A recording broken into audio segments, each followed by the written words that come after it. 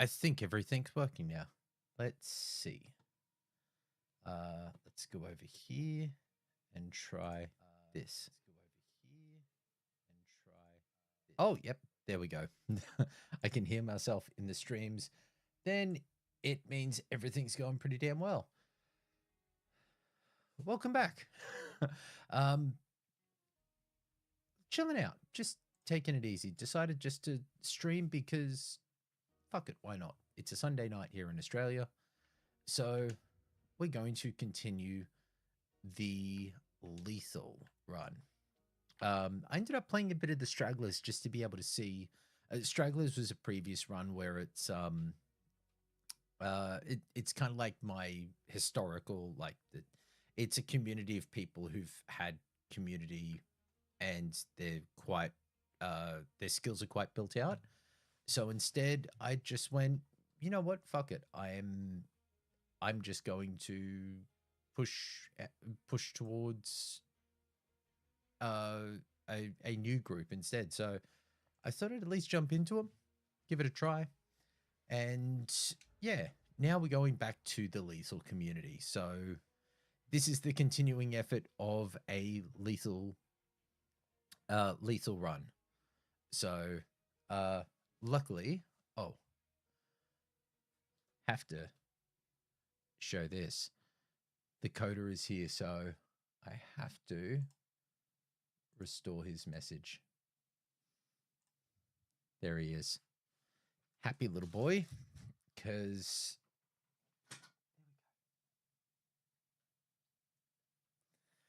yep, has to happen that way. Have to give him his kibbles, and I'm sure Piper, the small collie, will. Yep. As soon as there was that, she jumped in. All right. Just gonna bring this up a little, I think. There we go. All right. I'm just gonna pull down their audio in my ears because they as nice and chatty as they are, they can be a little bit annoying. So, we're gonna check in this guy. So now it's really a case of deciding who we're gonna go with. All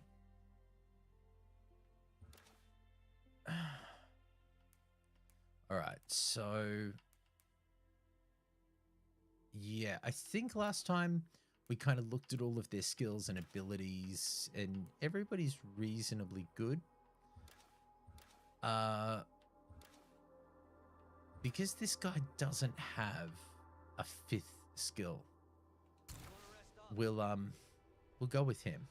Oh, and he has a high-powered rifle as well. Fucking wonderful. That is going to be good, except for the fact that, God help us, it's probably not going to work in my favor for some reason. Knowing my luck, and I just want to quickly check the controls. And yeah, I'm a controller player because of damage to my hands. I can't really use keyboard and mouse and other bits and pieces like that as well for games. Flashlight, left stick in. All right, fantastic. We can see. Excellent. All right, so one of the elements for this location is that right up here we actually have one of the what would you they're basically like sighting points, like high spots. Imagine the survey point. So basically think of it like any of the Far Cry games. Go up here and then you're able to have a look around and actually pick up different locations and work out what's around you.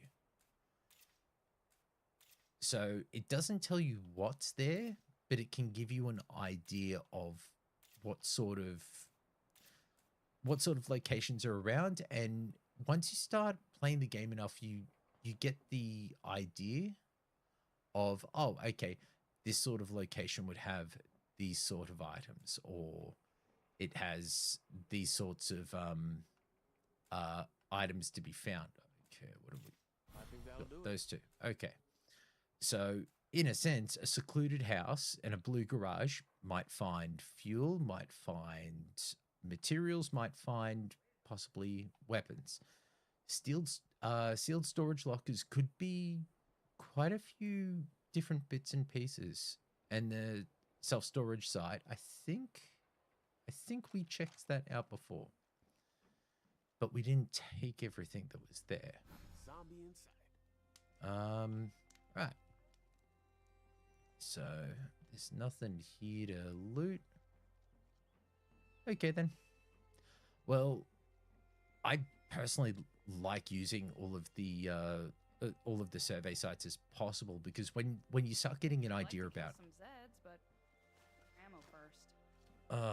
okay, Jesus. All right.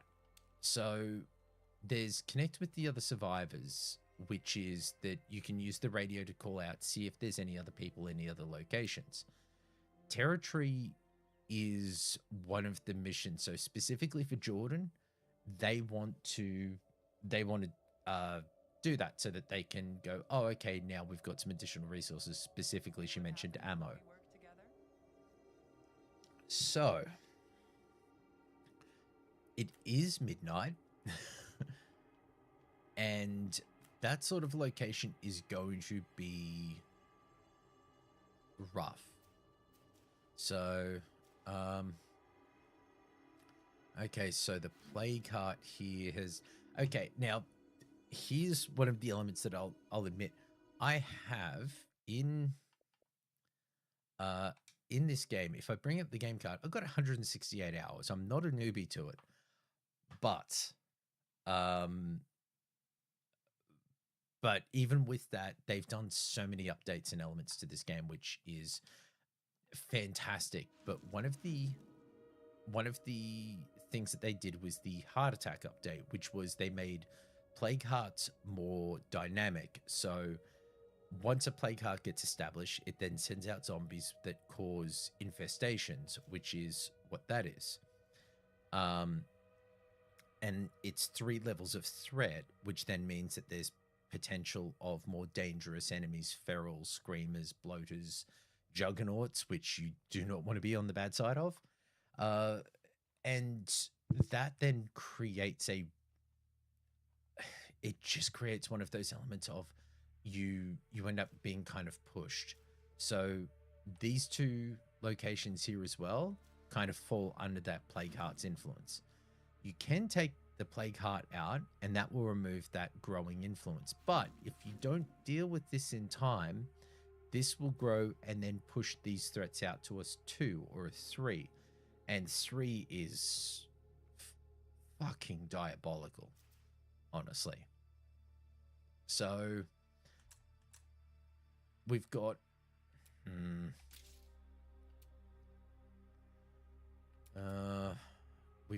we've got a lot of what we can do. What I'm ultimately gonna try and push for is some of the Daybreak facilities where you can get particular really great elements.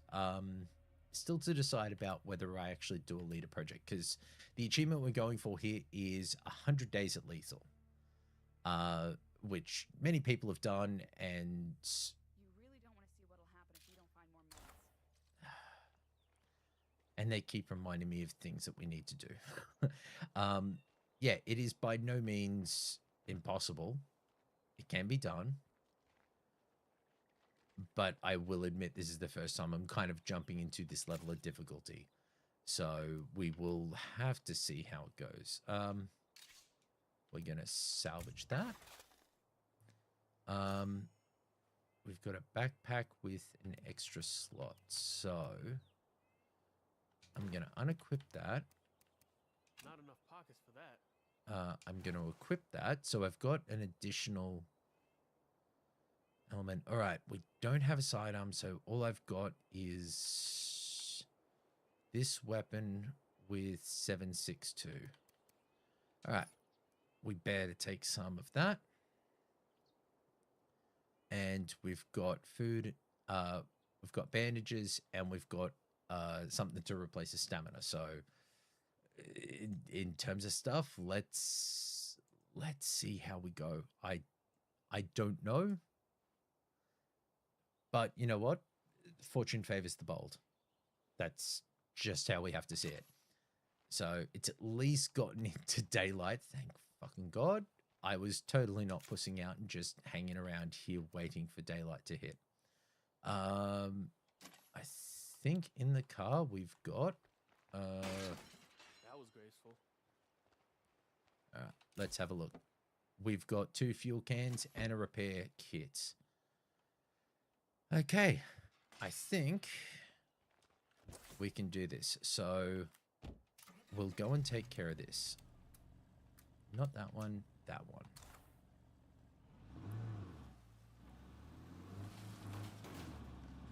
Totally didn't just back into that. Now, in terms of like the little chats and bits and pieces as much about the game, someone I was talking to in kind of a Discord for like Xbox people had brought up a lot of the elements about like the discussions about how Xbox is doing things, whose like responsibility, and I will admit it actually kind of like brought to my mind just how get fucked, son. Oh.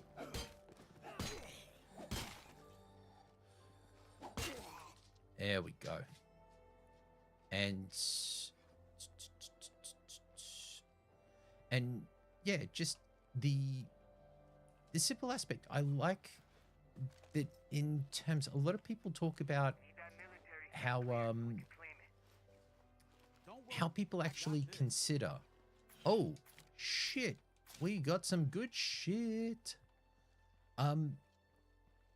Like how people considered the way businesses work, and like the sense of who's responsible at the end of the day for how Sony or Microsoft or anybody, like how do you determine culpability when it comes to larger businesses, like especially like when you're going from multi-million to multi-trillion sorts of businesses? How does all of that balance out?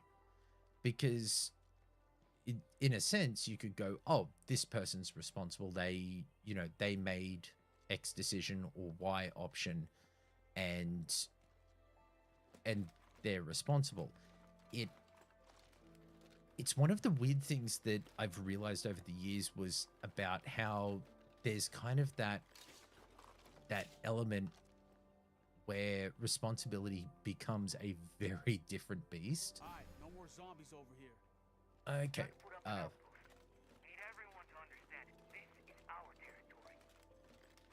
Yep. Let's just finish searching this area before. Ooh, fuck yeah, ammo. Heavy. Okay. The way large, like when you start becoming, Yeah, it's time you to go look from elsewhere. multi-millionaires to multi-billionaires to multi-trillion. There's, okay, we're gonna claim this outpost. Yo, outpost is done. So what that means now is that we can Plenty of ammo. uh, We're gonna need it after dump some of this stuff because it is way too heavy. Oh, I cannot really drop that. It becomes a different dynamic that a lot of people feel that a company's responsibility, how it operates, is it doing good, is it doing bad, is it this, is it that, that a lot of people feel that a CEO That's pretty heavy. is ultimately responsible. And yes, they are when it comes to shareholders and the like. That's that's generally how those sorts of things work. A CEO will be the person who ends up taking the fall if things aren't performing well, or if, you know, uh, this thing hasn't done well and that was the direction they took the business. But there's slightly different levels to it all, which is there's an interesting part about when it's I cannot remember the term that was used when a friend of mine told me about it. But there's the point where you're taken out of the day-to-day, and it's when you go from being a C-level executive, like a corporate level executive, to the responsible party for everything. Now, it's not in a sense everything of everything, you know, every single action and every single bit and piece in the world now revolves around you. You are the harbinger of all things. It's not really that. It's that it changes from what you would consider that you're not involved in day-to-day, week-to-week, or even month-to-month decisions. It then transitions to this new element of you end up becoming the person who has to look and think year on year. And that's a scary element to start working with. When you go from worrying about what's happening on a day-to-day basis, like say you're working in a studio, you're working on games, you're a manager for your team. Every day you're looking at what people are doing and you're making adjustments and doing bits and pieces. Then you become a studio head and you go from worrying about what people are doing day to day. You're having weekly meetings with your production staff and your leads to determine what's happening every week and what things will be done and what things are needing help with, and going, oh, okay, maybe we need more people. Maybe we need, you know, extra assistance here, or we're going to miss this target here. Do we have any other staff who'd be able to help? You know, like working on those decisions. Then you become the head of a studio's group. And then you're having meetings with the studio heads once a month to be able to determine, like, as a larger meeting, you're then talking to them once a month to be able to work out what's going on with them and to find out, okay, are things going well? You know, I spoke to, like, last time we were talking to this team, how are you guys doing? We're not doing great. We're having trouble with, like, let's just say, oh, we're having trouble with, we're having issues with Unreal Engine. So you as the head of studios would go, oh, does anybody have any staff who would be able to help them? Because that would be, you know, that would be a really great help to, oh, wait, we've actually got a power station here. Okay, this is good. If we take control of this, oh, I don't have enough,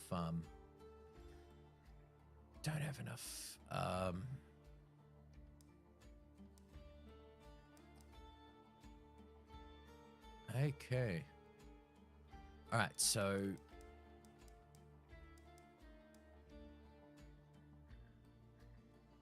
ooh, okay.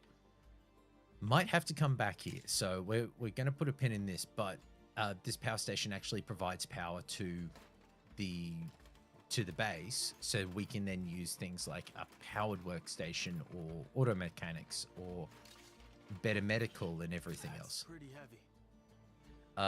That's really cool. I'd completely forgotten about that in these locations. And we got a toolkit, so we can repair this. So then as the head of studios, you're then having a meeting once a month to be able to determine what's occurring. Like, and then once a month, you're chatting with everybody in these meetings, and then once a quarter, you're sitting down with your boss. Oh, and here we go. Yes, Yahtzee, I'm streaming. Could you not? Okay. I'm going to have to move this over. Go on, Yahtzee. There's a little foot cushion that sits underneath my desk, and Yahtzee loves to walk in, meow, because how dare I have my feet on his cushion, as you can hear. And he then decides, oh, well, can't have that. I'm just going to use this fuel kit as well to basically top off this. There we go, because I still got plenty of fuel in this one. Yeah. All right. We got 2 rucksacks. We got a lot of gear. We're not going to risk it. We'll take this stuff back to base and work out what we're going to do next, because we might need to start considering fuel and the like. So then, yeah, once every quarter, you're sitting down with your boss as the head of studios, which would then be, okay, for head of studios, it would be, I think, okay, in the example of Xbox, I believe it would be that you would be sitting down with the president of Xbox, which would have been Sarah Bond. Prior to that, it would have been Phil Spencer. And you would be sitting down with them every quarter and giving them the updates on, okay, these are the elements of what's happening with this game or this thing. Last time I saw it, it was looking good. They had these things ready. They look like they're on track, so on and so forth. Pardon me. So from there, what is the CEO? They're hearing once every 3 months. They're going through and they're hearing a report about how games are progressing. So, okay, we've got this thing. We've got this game. It's still on track. We're happy with its performance, or we think these bits and pieces are good for it. These things are going to need to be improved. Like you build out and start creating, start building out those decisions. But as CEO, you're not really making the decisions on telling the studio, the head of studios, or the president of Xbox, who, while your production team's doing that, your president of Xbox, so your Sarah Bonds, would have been the managers are then telling people about how they're working on their current projects. Hardware teams would be reporting, and you'd have that same level of the chain of commands. These people are responding. Thank you very much, Delight Gaming, for the follow. I appreciate that. Feel free to chat in here as well if you so wish. If not, and you're just a bot who's decided to follow, cheers. Please just leave me out of the impending robot takeover of the world. So, with that, those levels of kind of back and forth that occur for we're also going to go for this Waffle Depot. I figure while I'm chatting, have to risk it for the biscuit. Nice guy, apparently lives over in Perth or on the West Coast, so I don't hold that against him. All right. Okay.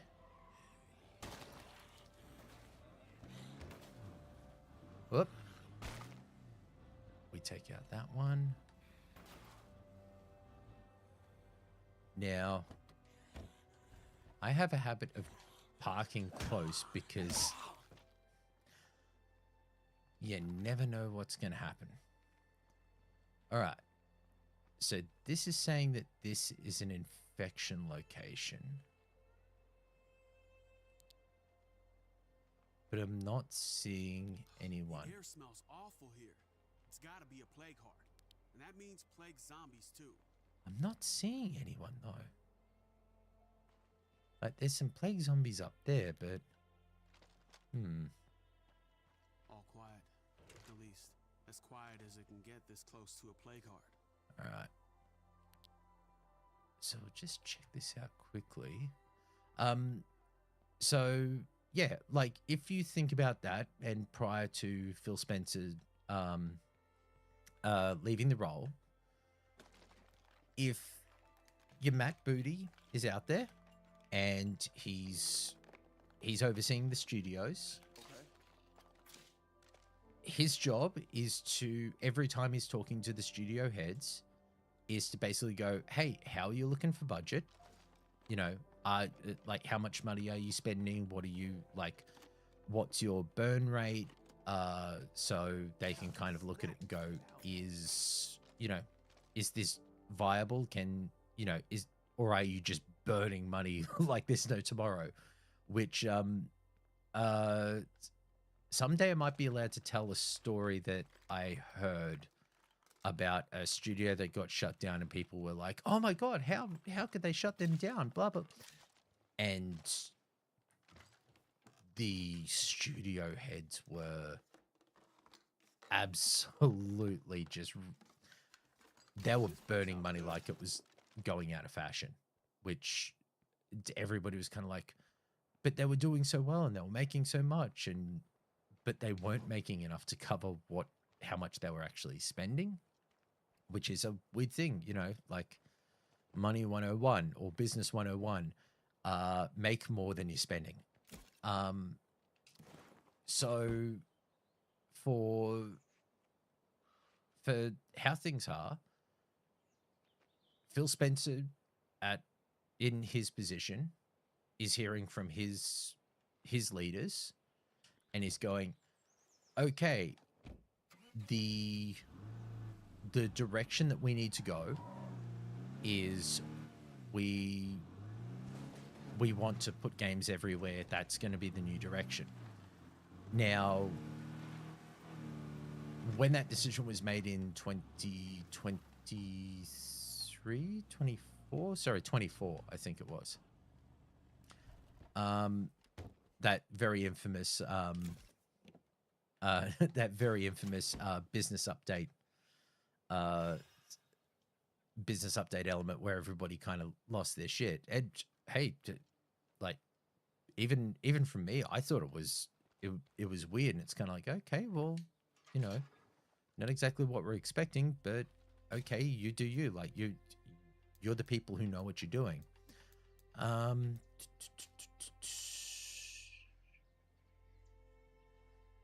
Ooh, we can do that.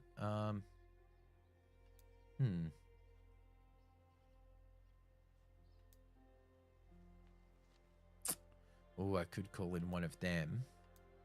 Nah, let's just find some survivors first. Hit me back if you're up for a little meet and greet. So It's a relief to hear another voice. okay, We're in a bit of a sorry. bind and could use some help. Can you come by? Actually, before we go there, We just got here and we're already making friends. I Come on, need let's go say to hi. first. There's a particular thing that we can do here at base, which is, we can crossbow bolts. Ah, damn, we don't have anything to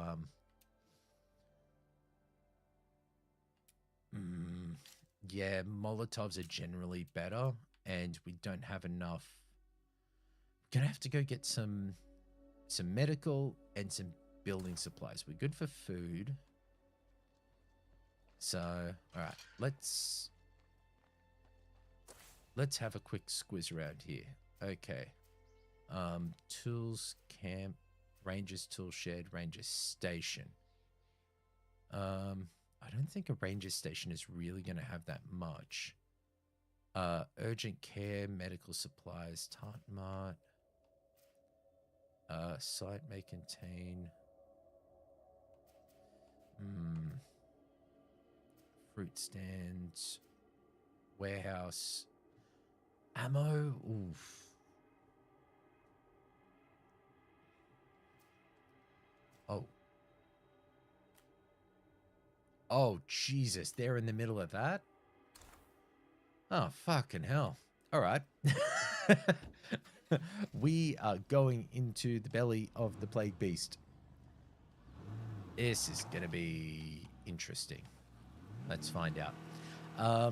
So, yeah, that infamous meeting, that would have been Phil Spencer brings Matt Booty and Sarah Bond into a meeting and goes, A lot of plague zombies around here. okay, the decision has been made. We need to hit margins and targets and blah, blah, blah, blah, blah. These people could be dangerous. They need help.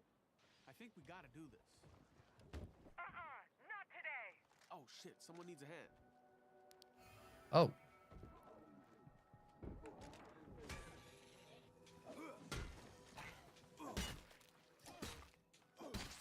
Let's kill him. Alright, is that... Oh. If these people are just hanging out in a house and they're having zombies just come through, do you not think you would be heading elsewhere as quickly as possible? Please stop trying to shoot the fucking thing that I'm killing.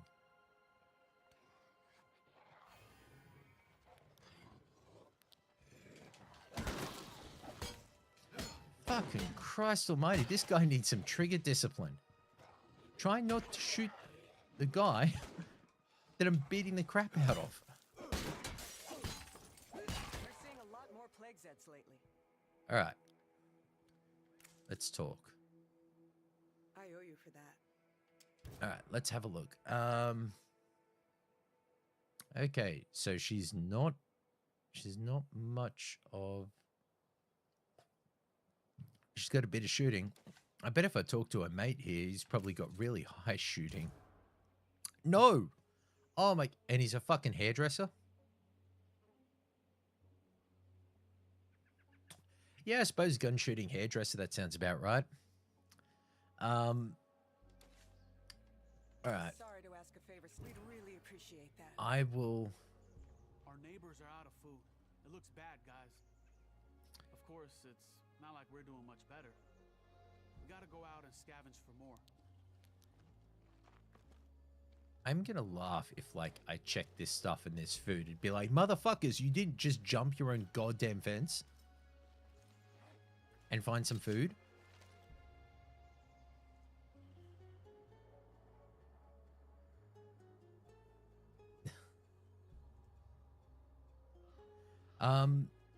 So, ooh, we got a hat. You know, important thing in the apocalypse, you need a good hat. So, like, and, ooh, That is lumber. a lot to That carry. is what I need. Fuck them. I need the lumber and materials, so that's important for me. So if you could imagine basically kind of thinking about a lot of the decisions and elements, there's a call of, oh, we're going to do X. No more of that.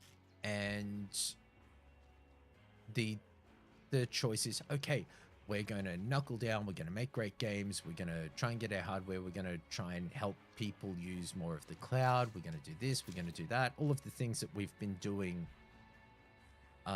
over the last year. We want to bolster and improve those things so that people use it more, so we make more money and we can get more people in. Understandable, right?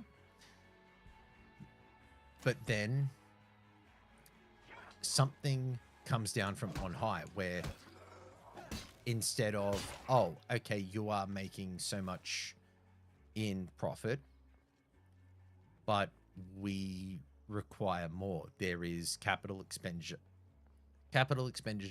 expenditure that has been undertaken, and right now there is pressure from shareholders. There's pressures from the CFO. There's, whatever the case may be. You know, maybe it's just that someone went, oh well, we've spent all of this money on these particular things. Can we start to see a better return? So then you basically get held over the barrel, which is your choices in that moment as CEO are you direct everybody and go, okay, it seems like things have changed for the business and we are being asked to improve our... Hold on. Whoop, this one's still alive. There we go. So you're basically told, we need better margins, we need better this, we need better that. So your choices at that point are, you either stay on board and go, okay, I will do that. I will direct everybody and we will work out how to do it. You're never ever told how to do things, which is one of the very strange elements about larger businesses, which still to this day, it does not make sense to me. And I don't think it ever will. That instead of going, we demand this specific thing from you, they will go, we require this. It's on you to work out how to do it. Because no one ever wants to tell you the answer. They're just going to go, just get this done. And you can imagine it, like, I'm sure everybody's had that job where, there's an unreasonable timeline on something and you've had a boss or a manager just be like, okay, I know you've been doing it to this end result that you've been aiming, that I told you to aim for the last 6 weeks, but now we have to change to this. And you're like, for fuck's sake, we've been doing this for 9 months in this way. What the hell? And it's always that element of going, yes, I know what I said, but this is what If we can't find more food soon, this is what the thanks. customer You wants. really came through for us. I guess we owe you one. Yeah, Oh, you yeah, fucking course. do.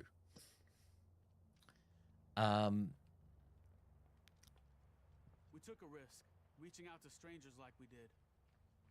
But making connections like that, I think it's how we Yeah, rebuild the world. how we rebuild the world.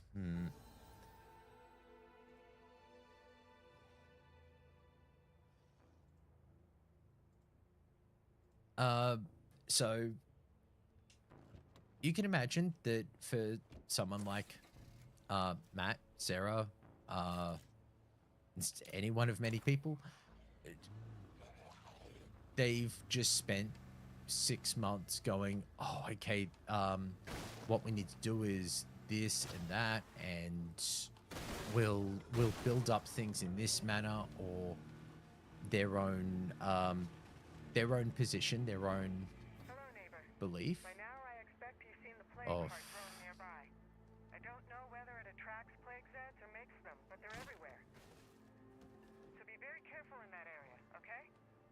She's right, Trust me, those plague Zeds are no joke. Having strong allies by our side could really help us here. Making friends is a smart move. They could have good stuff to trade. I like our neighbor just fine, but we shouldn't count on outsiders. If we build the tools we need ourselves, we won't have to rely on other people for help. And I've just got rid of that. Okay. We don't know for sure if So, plague oh, Zeds for are love of created by the fucking heart God. or just attracted to it. I'm dropping their dialogue But level if we leave this one alone, because only a matter it's... of time before one of us catches blood plague. No, I need to be able to Uh-huh. hear. I hear you, loud and clear. Okay, so we can trade with Sergi to get some explosives. We can craft our own, or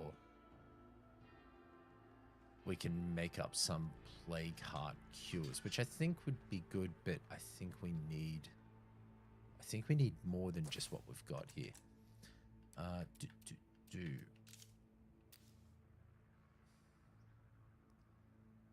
Oh my god, that's absolutely going to chew up all of my friggin' ammo.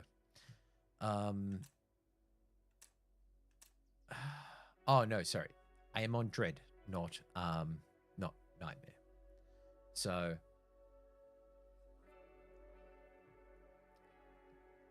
for right now, one of the aspects is that up until now, every kind of discussion element, every part of Xbox's dialogue has been set by Phil Spencer, where he, like, whether you like it or not, he likes to be open and upfront with, you know, with people, with the gamers, because one aspect of trust is that you need to be able to create dialogue, a back and forth. Without that, how are people meant to trust in what you're doing if they can't see what the end goal is? So like it or not, it is withdraw toolkit needed. I thought I grabbed.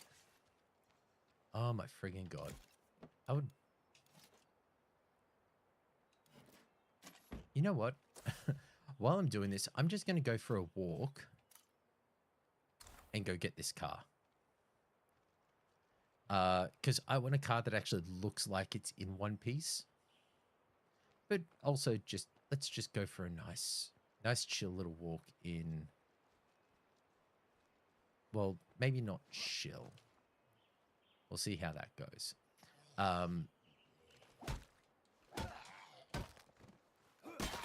There we go. There's the element of a CEO gets their direction.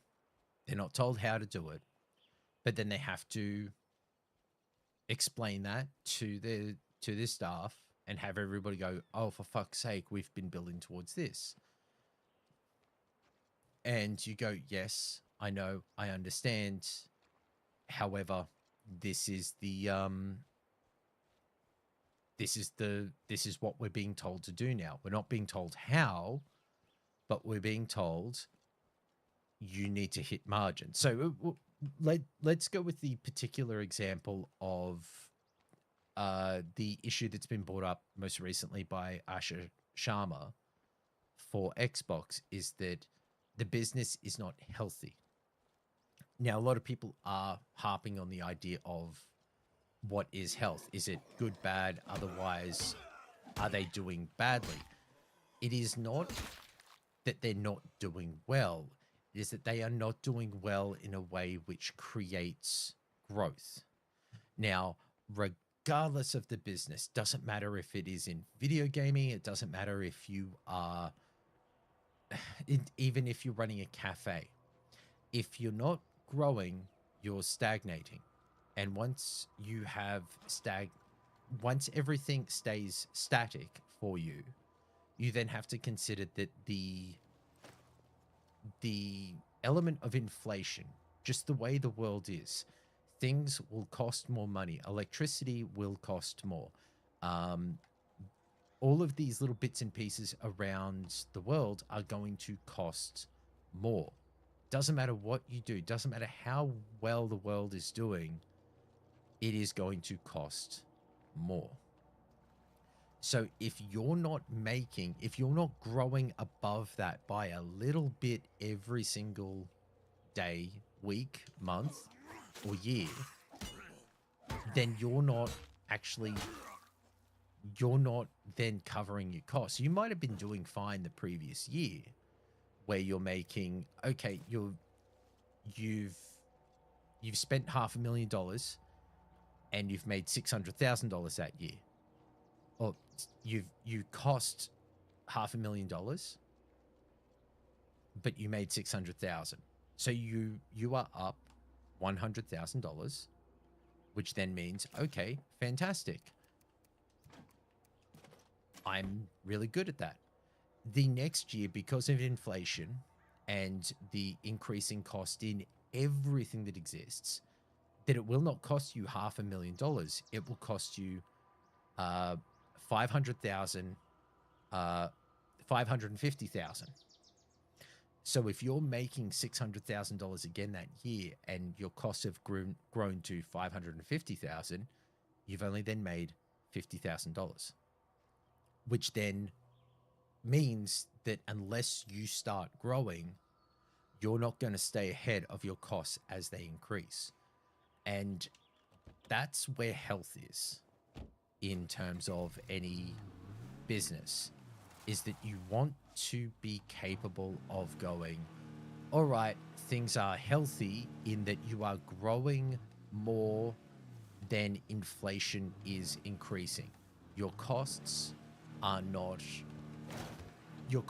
growing further and bigger than your own kind of businesses kind of growing in line. So I don't even want to know what makes the air taste so bad. It is an annoying kind of irritating element, but health for business is about growth. Making sure that you are staying Hey, neighbor, above. I just finished making a batch of explosives. Plenty of bang for the buck. All right, Yo, let's wanna trade. Sounds good. Let's see what you got. Oh, pipe bombs. Thanks, man. These look fucking great. Guys, I just scored some badass explosives from our neighbor. This is why I'm also having gonna take good that. Trade partners is so important.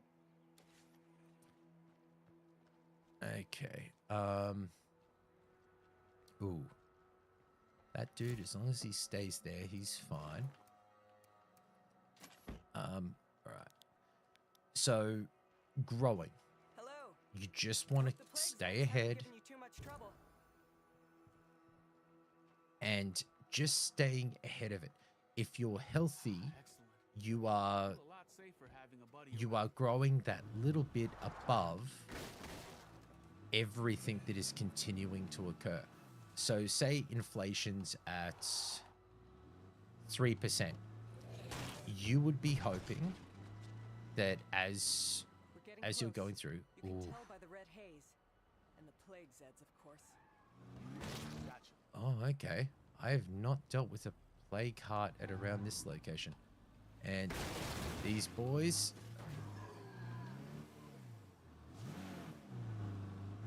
you can use a car very effectively to take things out. Alright, let's take care of this boy. Okay, he's done.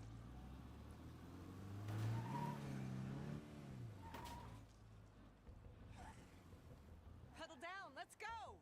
Oh, we got some more boys here.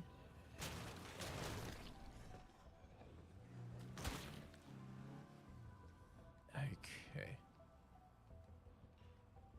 All right. Now, oh, this play card seems to be sleeping. This is a good thing for us.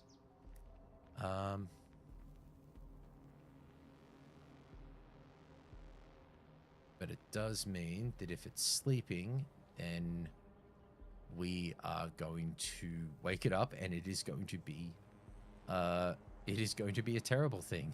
It is going to scream and call in zombies.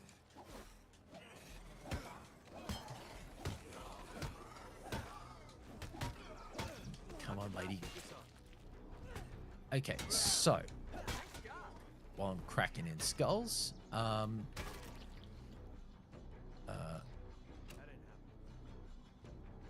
oh, she's just running straight in there. Righto. Yeah, don't wait up for me.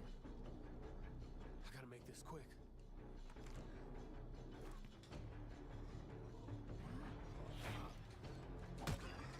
Okay, and yeah, an interesting element is that these. Okay, there it is. So, Fire in the hole! oh, you stupid bitch.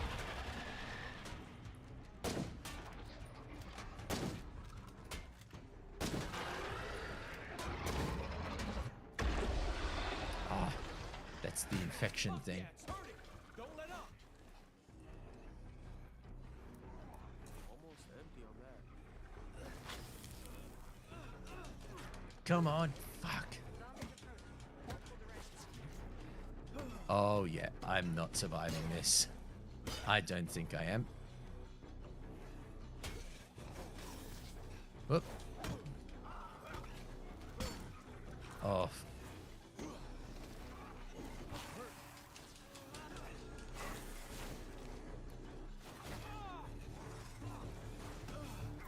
Oh, yep. I'm not going to survive this, I don't think.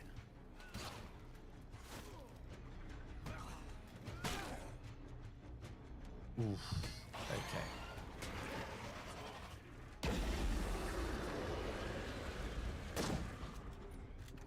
Let's see if I can just wear this down.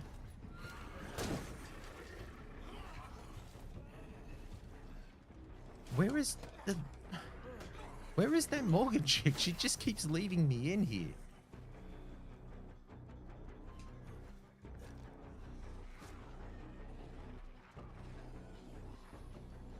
Ah, god damn it. Is this what dying feels like? This fucking sucks. Is that where you are? Oh, there you are.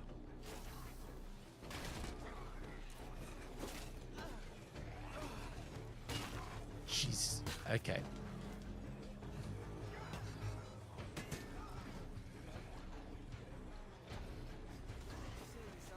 Take a look at what I just delivered.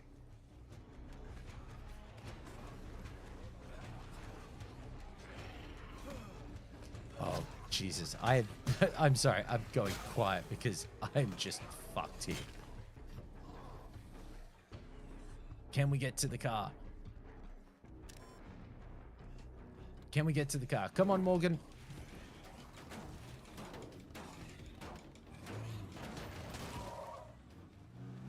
Oh, Jesus Christ. Okay.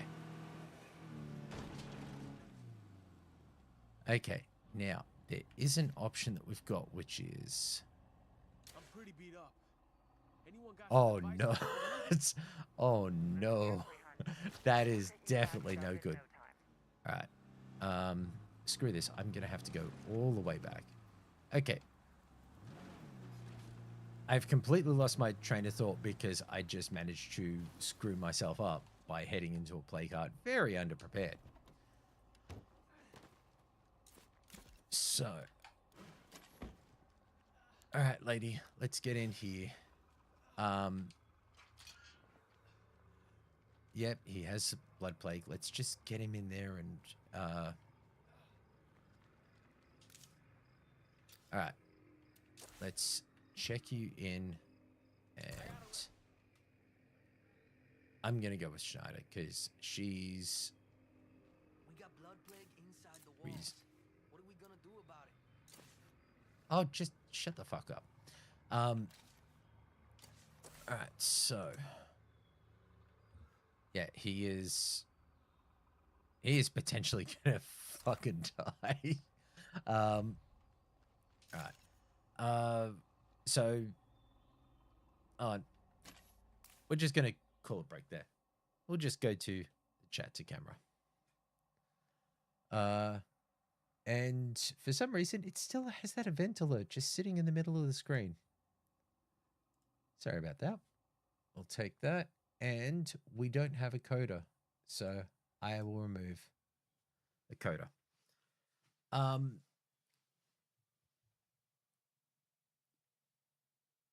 If you're working in any large business out there, like your Microsofts, your everybody's, your CEO comes down and goes, I know that what I said, but I've been told from on high, we need to make money.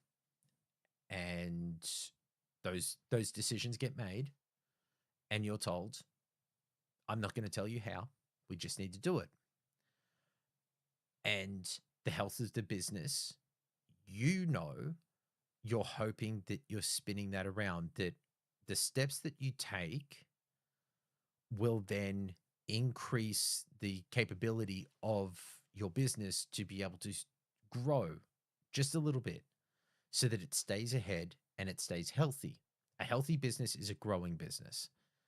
And not healthy business is something that has stagnated in its growth. For anyone out there, if you work for a business like that and they go, these are the changes we're making, you have two choices. One is that you go, I don't agree with those decisions, I tender my resignation, or you take a redundancy package, or you go, you know what, I'm out, this isn't my thing anymore, and you leave. And as you've noticed recently, Craig Duncan has decided that he's going to retire at 18, I think it was about 18 years. And Luis O'Connor, who was his chief of staff for Xbox Game Studios head, and she was also, I believe, one of the leads for Everwild, either in a producer or a production role from memory, but I could be wrong. So the two of them have stepped aside. Now, you then have to look at it and go, well, Matt Booty is now not just the head of studios, he is the head of production, entertainment, and everything else. Everything game related.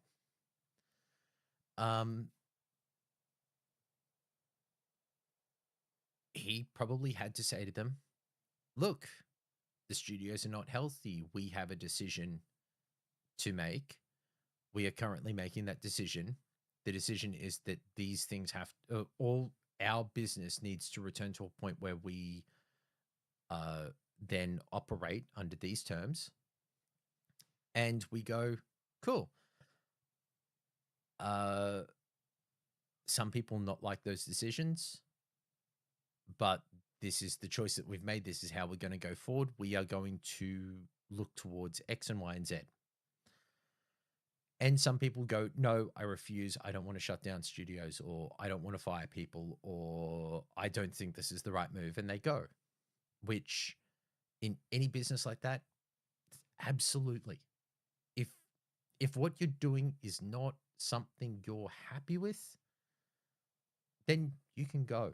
And I think that where people stand on their own conviction is to be applauded, because there are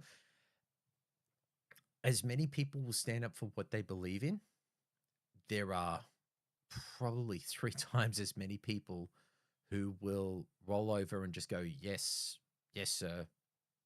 No problem. I'll do it. Very few people ever build into a role where they can take the bad news, the bad things that are occurring, and go, well, shit. I need to ensure that the business keeps going, and you have to make hard decisions, and it sucks. And that currently,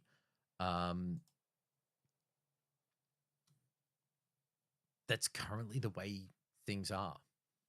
And it's the strangeness around how there is a lot of dialogue about what Xbox does wrong. And absolutely there, I can say as a critique that a lot of the decisions have been,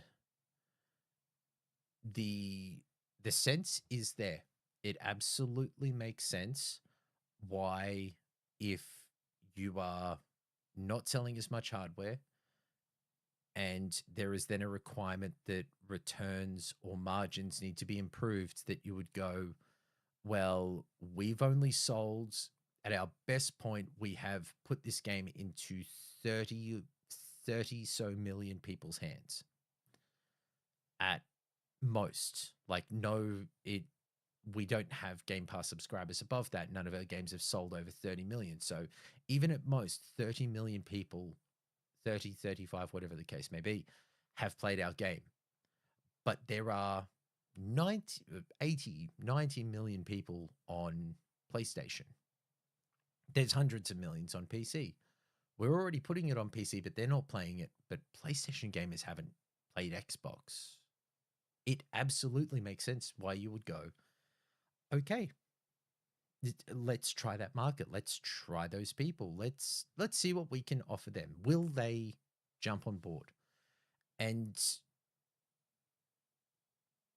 if you had gone back to, say, 2016, if it was 2016 and Xbox had made the moves that they have in 2023 and onwards, 2023, 2024 onwards, if they had taken those moves back then, I think you would see a very different layout. The growth that would have occurred, because then people would go, oh, wow, Xbox is no longer the platform. You wouldn't have a Series X or a Series S. They jump out, they go into publishing. They would have become the biggest publisher just by sheer scale. And if they continue with Bethesda and ABK, then they would have just kept that dominant position. But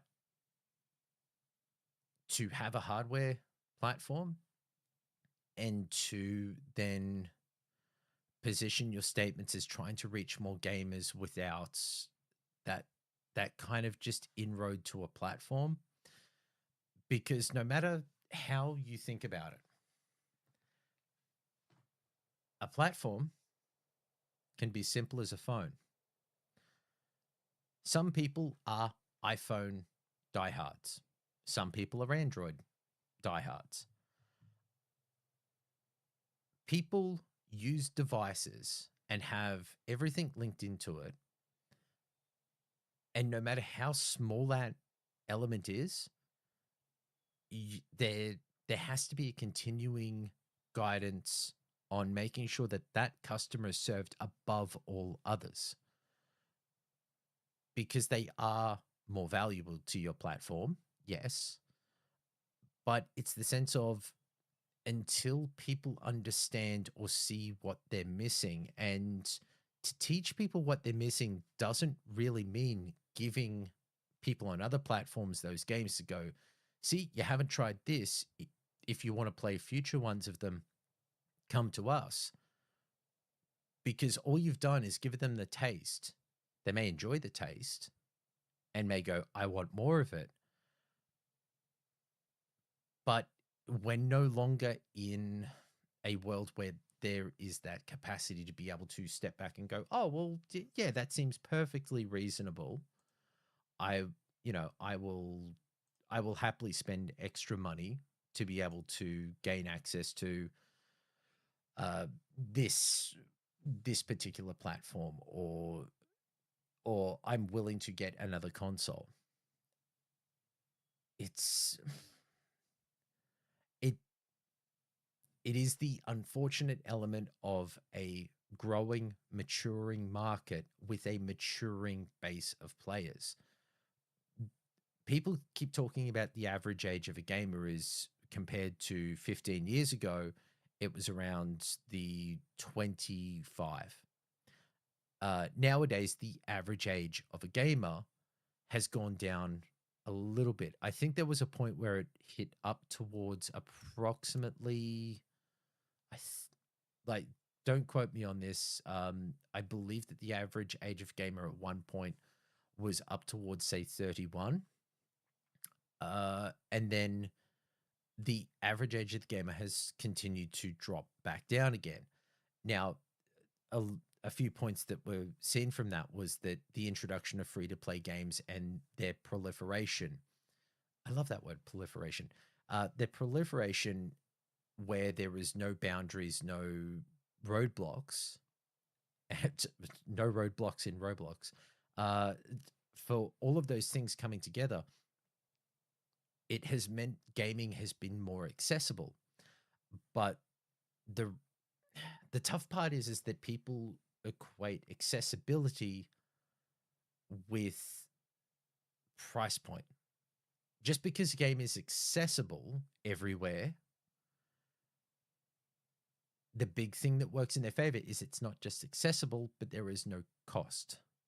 Now, regardless of how many people, everybody has that story of somebody that they know who has spent hundreds or thousands of dollars in Fortnite, in World of Warcraft, in Overwatch skins, in COD stuff, season on season. Those whales, yes, inject a lot of capital, but for every whale, you've got hundreds, potentially hundreds, maybe even thousands of players who will only ever buy a season pass. And then once they've bought that season pass, they earn out the rewards in that, and that's it. Because that's all that they're willing to put in. And it's not because money is tighter, so people are not willing to spend money. People are willing to spend money. People are willing to make money and spend money.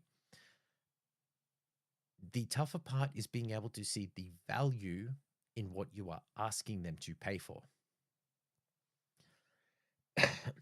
And I think that is where potentially this these 100-day reset is coming into it, is that the value proposition for Game Pass was always about the biggest, broadest range of games possible. Now, I do not say this with any glee. I don't like positioning this as a discussion point, because I think if anyone of any notoriety or note were to take this and then say it, it would proliferate very broadly, because it's one of the things that I haven't heard discussed, and it's one of the things I think is the identifier with decisions being made at Xbox, as reported by Jason Schreier, like studios potentially being shut down or looking at divestment or potential sale off to private capital for private venture. I'm always fingers crossed for divestment. Divestment with a nice little publishing deal or a right of first refusal. Oh wait, I'm still yet to see that bite someone in the arse. So, Game Pass was built around the big games.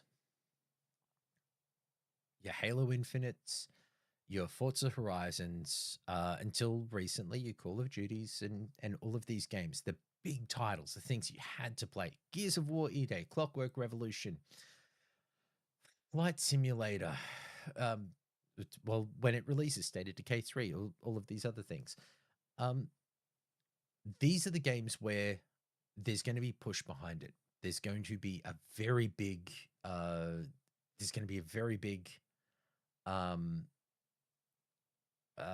marketing campaigns and everything else, that these are the games you have to play. The next Halo, the next Gears, the next Forza, then Fable, so on and so forth. But for the games outside of that, your Avoweds, your Outer Worlds 2, these games weren't created with this idea of hitting big. It was be bolder with the smaller titles that you do. Be willing to invest more. But instead of growing in scale or scope and really aiming higher, but creating less expectation by bringing how you position it down, by trying to be a big AA as opposed to a AAA, it then means that somebody looks at your product as going just AA and then going, but I'm, your guys who've done big, amazing things. Like an example, Avowed. I think Avowed is a fantastic game. I think Outer Worlds 2 is a fantastic game. But those games were both positioned as being these high-class AA titles. They weren't big AAA, massive titles. They were scaled down in that sense of they're more restrictive, they're more focused, they're more this, as opposed to how you would position a Fallout or an Elder Scrolls or a Witcher. I think it should have just been that, no, spend the extra time, go big, just like commit. Because the way to sell your game subscription service, I think, is to pull back on the smaller titles, the broader titles, and leave that to a few smaller studios which have that capacity to iterate, develop, and design and roll quickly. Like the fact that Double Fine managed to do Kiln and Keeper inside both, I think, released inside 6 months. That's fantastic. That's iteration. Now it's taken time to build out into that sense because everybody in that studio has spent so much time building towards bigger and bigger titles, but you need to spin up and then develop your own systems to be able to go, okay, smaller idea, smaller idea, smaller idea. Once you have that set up, it then becomes a really great machine where people can flow through those projects and jump in and help where they're needed.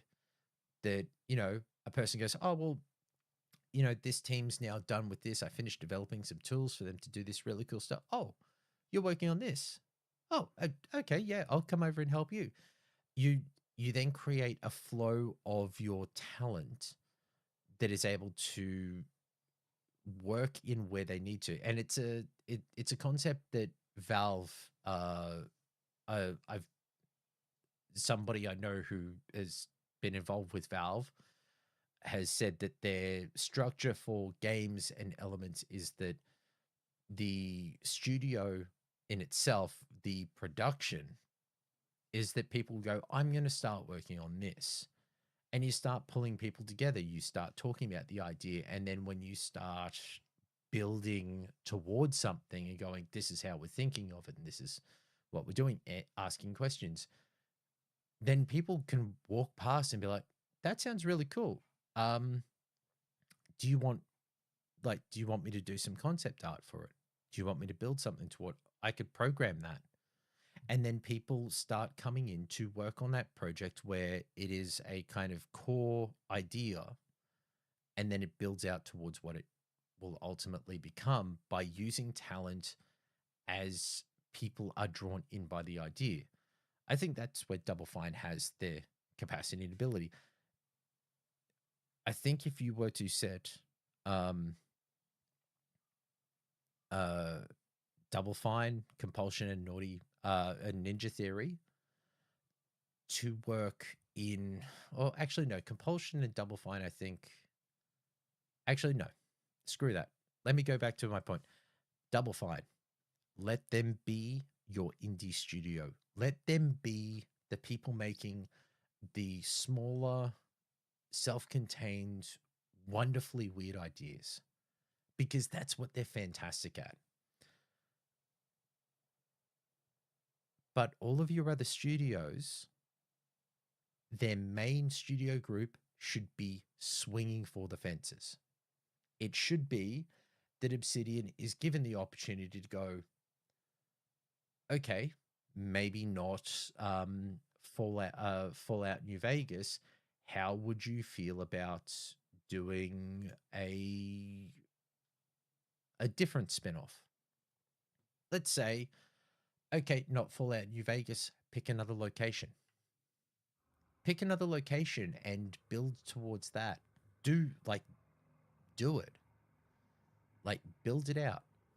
Or, and then while they're doing that, your smaller team, which is working on Grounded 2 at the moment, is working with a subcontract group in, I believe it's Idios Montreal, to do the actual heavy lifting, the additional art production and programming and asset building and everything else.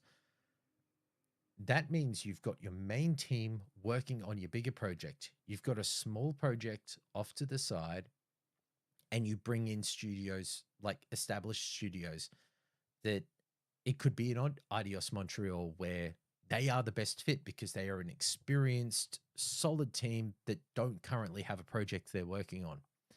They're able to spin people across. You're able to build and work up these projects as they're coming together. Then you have a look at it. Well, to a degree, this also did happen with id. Doom 2016 came out, and then we had, I think shortly after Doom 2016, we had Rage 2 announced. Now, Rage 2 was announced by id, but it was with Avalanche Studios over in, I believe it's Sweden.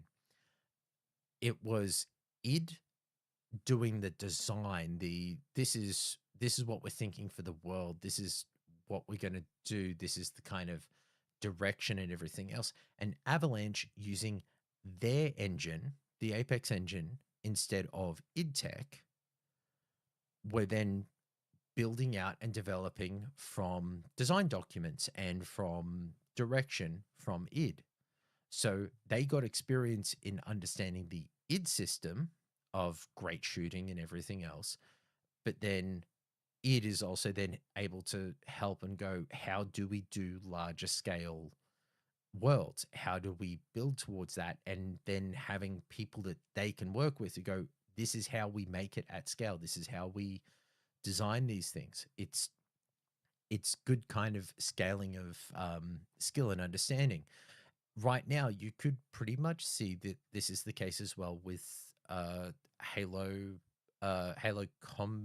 Campaign Evolved, I think is the title. Now, to a degree, everything that's happening with Halo Campaign Evolved, there's been controversy that, oh, you need a PlayStation Plus account. It seems that the community manager, the community team, understood incorrectly that it was a requirement that everyone, even in split screen co-op, would require a PlayStation Plus account. They've now changed that. It may have been miscommunication, or it may have been misinterpretation. Who knows? It could be that Sony were like, oh, yeah, it requires this. And they've gone, okay, cool. And they've said it, and then realize, oh, no, you don't need it for that. Regardless, whatever the case is, it's kind of like a bit of a mountain out of molehill, but it is what it is. But Halo Campaign Evolved is, to the same degree, Halo Studios working in a similar method to Obsidian.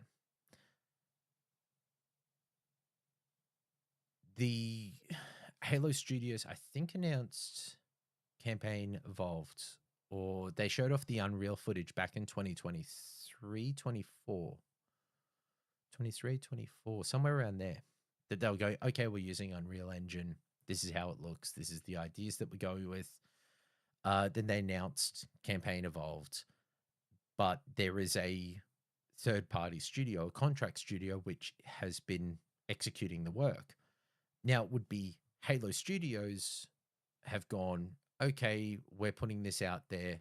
They probably put it out to tender. Studios were able to then go, we're looking for a studio to work with us on this specific thing. You are going to require experience with Unreal Engine. Here's kind of mood elements.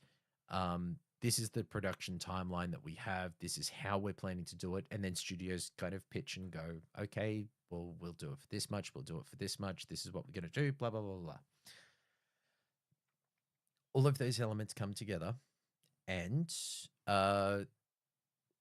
they ultimately get to an end result. Now, it does mean that Halo Studios have finally worked out what it is they're doing. They've got a studio that they can work with. And it's meant that however many people at Halo Studios have not been spending every single day for the last 2 years working on just this. They built their brief, and much like, as I said, like those weekly, monthly meetings, you'd be having production meetings every week and oversight and milestones every couple of months to be able to show what's being delivered and how it's being done, and people are playing it and going, yeah, this feels right, this may need to change, blah, blah, blah. Those things help improve the capacity of each studio to maximize what it is they're doing, because instead of having all the elements of their potential earnings be tied into one product, it has to be about smartly using. You've got a great knowledge base here in your main studio staff. Now, if your studio staff are able to go, okay, this little group here, let's work on remaking this. So let's set our art direction. Let's do these things. Let's concept it up and work it all out. And how are we going to do it? While your main production staff are going, okay, let's work on the next Halo game. Are we rebooting the series? Are we starting from scratch? Are we this, that, however it is? It then means that you have your two projects considering along side by side that allows you to then create more potential value in that this campaign evolved is here, it'll launch, and then you would hope that in that same period of time, the next major release from the studios there, and then it would be another smaller release and a larger release, because I think, as we could all pretty much say, Todd Howard is taking his sweet ass time. Although that, I've just managed to kick over to an hour and a half, so I think that's pretty good for a single stream with nobody.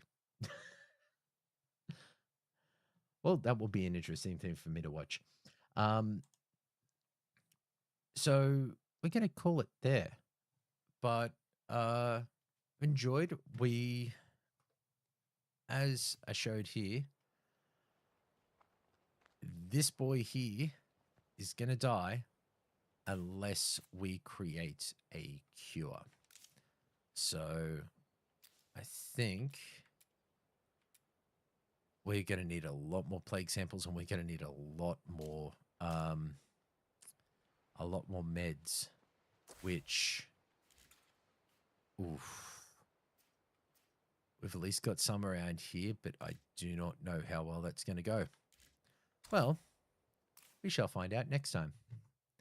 So, thanks for watching. Thanks for being here, for the people who were, and we'll catch you next time.